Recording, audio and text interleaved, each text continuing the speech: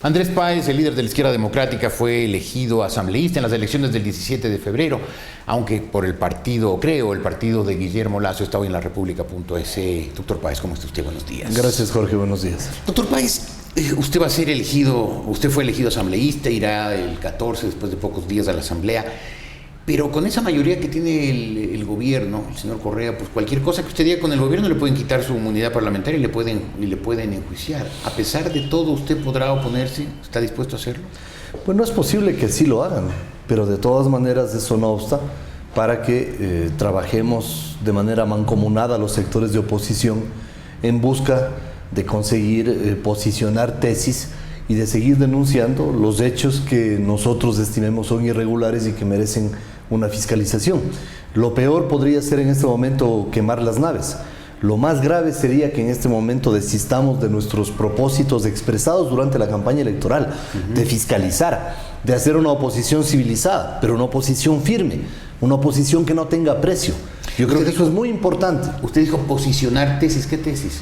Las tesis que sean las que puedan marcar un contraste con las tesis del gobierno. Mientras el gobierno está buscando ocupar los medios de comunicación, acabar con la libertad de prensa, nosotros debemos posicionar tesis de lo importante que resulta para el país tener una libertad de prensa. Mientras el gobierno se ocupa de liquidar las libertades individuales, estableciendo todo tipo de prohibiciones, nosotros tenemos que darle a la sociedad la información necesaria para que sepa apreciar lo que significa vivir en libertad y no con un Estado intervencionista en nuestras vidas privadas. Mientras el gobierno cree que el erario es como un saco roto en el que hay que gastar indiscriminadamente, nosotros tenemos que hacerle notar al gobierno de manera pública la necesidad de guardar cierta cantidad de dinero para las épocas de vacas flacas que a todos nos toca en la casa, en la familia, en el trabajo y también en el país. Y así sucesivamente. Yo creo que esa es la tarea en la que debemos empeñarnos ahora, sin perjuicio de presentar iniciativas legislativas que sin duda van a ser obstaculizadas por el oficialismo, pero que de todas maneras van a permitir también que se produzca un debate. Ahora, la tesis del gobierno es que recibió Correa un respaldo mayoritario en las elecciones del 7 de febrero, que lo recibió él y su partido, y que por lo tanto las tesis del gobierno tienen que ser aplicadas y que quienes se opongan se están oponiendo a esa mayoría que se expresó el 17 de febrero. Bueno, lo que Correa o su gobierno en ese tema desconoce es de que la Asamblea Nacional es la expresión de la pluralidad, es la expresión de la diversidad del país, y por supuesto allí también estamos legisladores que no compartimos tesis con el oficialismo, y por lo tanto nosotros tenemos derecho a tener una voz propia sobre determinados temas sin que por ello podamos ser menoscabados de nuestras funciones. Ahora, el país como que siente que la oposición no va a poder expresarse mucho en el Congreso no va a ser un recinto en el que se reflejen las distintas opiniones nacionales. ¿Se puede hacer este momento o está usted listo a hacer oposición desde otros lugares que no sean el Congreso? Por ejemplo, armando un frente del Centro Democrático. Bueno, esa debería ser la actitud de todos, buscar unificar a las fuerzas de oposición. Yo lo planteé durante la campaña electoral. Hice enormes esfuerzos para eso. Fui el primero en lanzar la tesis de que debíamos unificarnos de todas las formas posibles para conseguir tener un solo bloque de oposición interviniendo en las elecciones. Los resultados en parte están a la vista, desgraciadamente. O sea, ese momento no se pudo unificar la oposición, ¿se podrá unificar en ese momento ahora? Prevalecieron intereses personales, intereses políticos que son legítimos, pero que no entendieron que era un momento de estar. ¿Quiénes no entendieron? Ciertos estamentos que se negaron a resignar sus posiciones, sus aspiraciones electorales, o a por lo menos a buscar una salida de cómo poder acomodar esos intereses electorales en una gran plataforma. Pero hay quienes dicen que precisamente fue Guillermo Lasso, el líder del partido en el que usted fue elegido, uno de los que dijo, si quieren que hagamos un frente, plíguense a mí, apóyenme a mí. Los resultados han demostrado que Guillermo Lasso era el candidato más opcionado, por varias razones y porque las mediciones así lo reflejaban. Yo lo dije en este mismo programa. Sí, pero negociar significa ceder y conceder, sí, no solamente por supuesto. exigir. Nosotros habíamos planteado, cuando ya comenzamos a coaligarnos diferentes grupos, habíamos planteado a otros sectores la necesidad de unirnos, y hubo reales renunciamientos por parte de gente que estuvo involucrada en Alianza para el Ecuador y las listas 21, y creo reales renunciamientos para poder dar cabida a posturas como por ejemplo se produjo en la provincia del Guayas, en el entendimiento con el alcalde Nebot y Madera de Guerrero. Eso se hizo. Hubiera sido deseable que otros grupos políticos también se sumen. Desgraciadamente eso no fue posible y los resultados están a la vista. Entonces ahora tenemos que hacer un gran empeño para que eso suceda. Ahora tenemos que trabajar para que en la Asamblea haya una unificación de los bloques de oposición, pero además tenemos que trabajar para que fuera de la Asamblea vayamos coaligándonos, vayamos compactándonos como un grupo que permita que la Asamblea Nacional se proyecte, desde la Asamblea Nacional se proyecte una acción conjunta, mancomunada, y que esa acción permita posicionar también una sola postura frente al gobierno. Creo que quiere ser el líder de la oposición al gobierno. No se trata de liderar o no, eso es irrelevante. De lo que se trata es de estar juntos, de unirnos. Quien lidere, me parece que pueden haber liderazgos colectivos, porque pueden haber liderazgos temáticos. En cada uno de los diversos temas del país podemos tener gente y voceros en el tema de hidrocarburos, en el tema de justicia, en el tema de seguridad, en el tema de seguridad social. En el tema de las libertades, que es el tema de las libertades. O sea, es decir, puede haber una diversidad de voceros. Lo importante es estar unidos. Yo insisto. ¿Están ya hablando para unirse? Hemos tenido algunas conversaciones. Pero no tienen mucho, faltan horas. Hemos tenido algunas conversaciones con miras a las seccionales que se vienen. Estamos hablando de las elecciones del próximo año. Claro. Y hemos tenido algunas conversaciones con miras a lo que será el próximo Congreso, que será la próxima semana su inauguración. He leído que Mauricio Rodas podría ser candidato a la alcaldía de un frente de la oposición, pero que usted también es uno de los que aspira a la alcaldía de Quito, ¿es cierto? Bueno, mi nombre ha sido consultado por varios sectores. Yo he dicho que siempre y cuando haya la unidad de un número importante de sectores de oposición, debemos posicionar una candidatura. Y si yo soy el indicado, pues estoy dispuesto a aceptar esa Pero siempre y cuando usted sea el candidato único de la oposición. Yo creo que hay que buscar coaligar al mayor número de agrupaciones. Es que si hay varios candidatos de la oposición, otra vez vamos a caer en lo mismo. Barrera, que ha sido un muy mal alcalde, sería reelegido no por él, sino por la fuerza del gobierno. Sí, claro, es que eso es lo que debemos entender. Pero por eso tiene que haber un candidato único, porque si no les ganan, eso es lo que debemos ustedes entender. pierden. Eso es lo que debemos entender, pero hay que también hacer un llamado a esos otros sectores para que generemos todos una conciencia cívica real respecto de lo que está pasando en el país, y que si nos mantenemos desunidos, lo único que estamos haciéndole es un gran favor al gobierno. Y si usted fuera, si fuera el caso, ¿usted renunciaría a su aspiración a la alcaldía de Quito para apoyar a Rodas?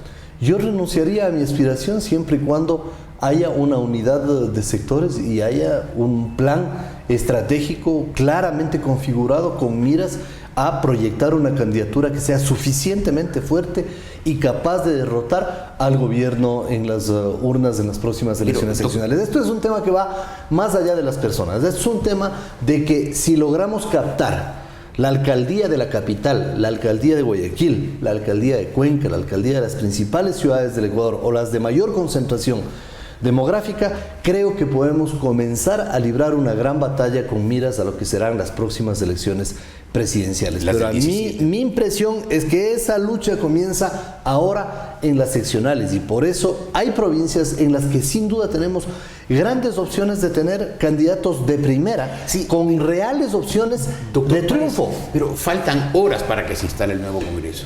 Y usted me dice que recién están hablando para armar un frente único de oposición, cuando además son un puñadito de legislador, porque no es ni siquiera un enorme bloque, son un puñadito y todavía no están unidos. Asombroso.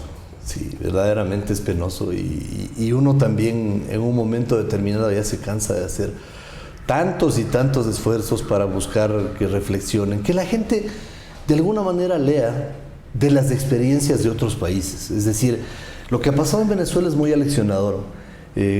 Capriles acaba de triunfar en las elecciones, le han hecho un fraude, pero acaba de triunfar en las elecciones con la unidad de los diferentes sectores de oposición. Estuve la semana anterior con el alcalde de Caracas. ¿Se fue usted a Venezuela? No, yo estuve en Miami lanzando mi libro sobre la justicia y coincidimos en un evento con el alcalde de Caracas, que es de la oposición.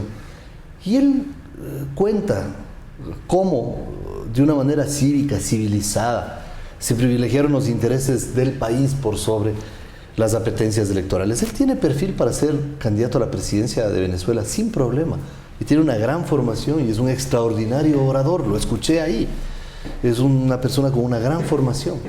No obstante, él declinó su postulación para apoyar a un candidato que tenía mayor proyección. Yo no veo razón para que no comencemos a pensar de esa manera, aunque debimos haberlo ya hecho en las anteriores elecciones. Pero aparecen a última hora estas posiciones que van quebrantando estos deseos de unidad, y yo seguiré quijotescamente hablando de la necesidad de la unidad y seguiré trabajando porque finalmente el tiempo me va dando la razón. Claro, si en el Ecuador... Antes del último proceso electoral, en rueda de prensa dije, aprovechando que estábamos hablando de otro tema, y ahí estaba el coronel Fausto Cobo, dije, tenemos que unirnos, tenemos que buscar un gran frente para las próximas elecciones. Y al día siguiente, que ya me he afiliado a la Sociedad Patriótica, que ya soy de la Sociedad Patriótica, que ya estoy con Lucio, que por aquí, que por allá, que no sé qué. Es lo único que estoy haciendo es llamando a la unidad. Ahora, lo que dije en ese entonces tiene más valor todavía. Un llamado a la unidad que sigue vigente, porque el país sigue en la situación que nosotros cuestionamos, pero no nos podemos quedar en el cuestionamiento. Pero me parece que es unidad parte de que todos los políticos de la oposición digan, no soy candidato a nada, y empezamos de cero. Pero si ya Guillermo Lasso es candidato presidencial para el próximo año, si ya Mauricio Rodas es candidato a alcalde de Quito, si usted también aspira a ser candidato, si el coronel Gutiérrez, a pesar de sus fracasos electorales, no se retira de la política, pues nuevamente se parcelará la oposición y Correa volverá a ser presidente. Coincido con 30 años más como él quiere. Coincido con esa apreciación. En el momento en que haya un renunciamiento colectivo de todos los potenciales postulantes, estaremos en real posibilidad de comenzar a hablar sobre un tema de O sea, ¿usted cree que, por ejemplo, la candidatura presidencial de Guillermo Lasso debería ser negociable, la del año 17? Todas las candidaturas deberían ser consideradas a la luz del proyecto de país que queremos ensamblar. ¿Pero Lasso estaría dispuesto a no ser candidato si hay otro candidato? No se lo he preguntado. Probablemente pero sí. Usted es del partido de él. Es que no lo he visto hace rato ya, porque él demoró su regreso de su viaje de descanso porque se rompió la pierna en España. Y tuvo que pasar casi un mes en España y luego pero yo aunque esté con la pierna rota, podido, puede hablar por teléfono. No he podido conversar sobre el tema, pero yo creo que hay muchos asuntos sobre los que tenemos que en este momento ya ponernos a conversar. ¿Y usted le diría a Lasso, renuncia a tu postulación y negociemos? Si es que en esa negociación Lasso es el candidato de la oposición, vale, pero si no es, no es y hay que apoyar a otros. Yo no creo que Guillermo vaya a tener ningún problema porque él sigue manteniendo un alto perfil y un reconocimiento ciudadano como una persona con las suficientes aptitudes y atributos para ocupar la presidencia de la República. Entonces yo estoy seguro de que él no tiene ningún inconveniente sobre eso. Como todos decimos, perfecto, discutamos cuál es el que tiene mayor potencial electoral y comencemos a trabajar en función de un proyecto de unidad. Pero nunca falta quienes quebrantan estos propósitos de unidad. Ahora, ¿qué es lo que se hizo en Venezuela? A toda esa gente, sus propios compañeros terminaron abandonándolos. Cuando se dieron cuenta de que era un tema estrictamente personal, terminaron abandonándolos. Claro. ¿Quién sabe que eso sucede en el Ecuador? Claro. Si el Ecuador, el gobierno ha copiado las fórmulas del chavismo, incluso los nombres, ¿por qué la oposición no puede copiar lo que ha hecho la oposición de Venezuela, que es unirse y ganar las elecciones? Eso es básico, ¿no? Si hay un fraude como hubo en Venezuela, pues eso es otra cosa. Bueno, pero el triunfo moral, el triunfo ético, el triunfo de la legitimidad que ha tenido Capriles y el triunfo material de Capriles es algo ya innegable. Es un tema ya que hasta la propia comunidad internacional lo advierte. Entonces, una cosa tan básica como esa, ¿por qué no imitamos los buenos ejemplos que hay en otros países? Es una cosa que debe llamarnos la atención. No obstante, yo, a pesar de que ya estoy de alguna manera fastidiado de tanto obstáculo a estos esfuerzos de unidad. Voy a seguir en ese propósito porque creo que es la opción que tiene el país frente a esto, que de izquierda evidentemente no tiene nada. Pues se refiere al gobierno. Es un gobierno fascistoide, ¿verdad? Sí, pero claro, ¿Usted lo ve así? Pues mucha gente dice pero que claro, pues, no faltan características fascistoides para este gobierno y cuya imagen internacional el propio Correa termina de aceptar al retornar de Alemania, de que no es la imagen que al comienzo se proyectaba. Pues la imagen internacional los países se van dando cuenta de que aquí hay que leer la entrevista del domingo del embajador de Alemania en el diario El Comercio. O sea, más claro, imposible. No canta un gallo. Así es. O sea, dice, no podemos invertir en el Ecuador porque no hay seguridad jurídica, porque los mensajes que se emiten desde el Ecuador no son los más apropiados. Pero en Alemania sí están interesados en invertir en Perú, en Colombia, y nosotros no llegamos al 5% de la inversión en esos países, al 5% de la inversión extranjera. Claro. Algo mal están haciendo, y eso es lo que hay que decirle al presidente, de una manera que él lo asuma positivamente. Algo mal están haciendo, rectifiquen. Si lo a eso hay que decírselo no al presidente, hay que decírselo al país, para que el país reaccione y cambie. Doctor Páez, gracias por haber estado en la República.c. Andrés Páez, elegido asambleísta, aspira a unir a la oposición. ¿Lo logrará? El tiempo lo dirá.